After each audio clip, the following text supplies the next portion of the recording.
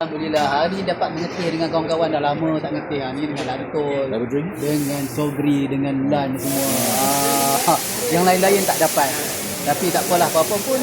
Saya ingin berpesan kepada penunggang-penunggang motosikal khususnya musim perayaan ni yang ingin pulang beraya ke kampung supaya menjaga keselamatan diri, periksa dan kawal selia motor anda, pastikan brek keadaan baik, minyak enjin cukup, coolant cukup, lampu semua berfungsi dengan baik, signal, pressure tayar semua elok, bertepatan dengan sukatan standard. Dan jangan terburu-buru.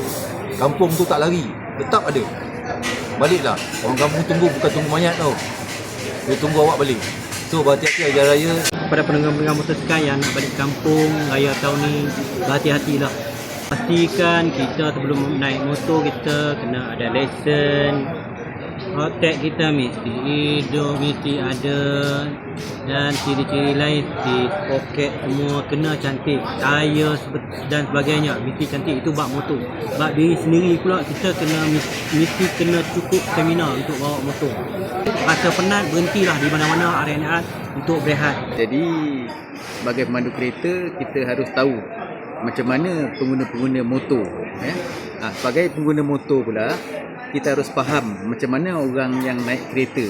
Jadi bila kita sama-sama faham, sabar, lepas tu bertimbang rasa antara kedua-dua pihak lah, motor dengan kereta, insya-Allah atas jalan raya rasa-rasanya tak ada masalah apa-apa.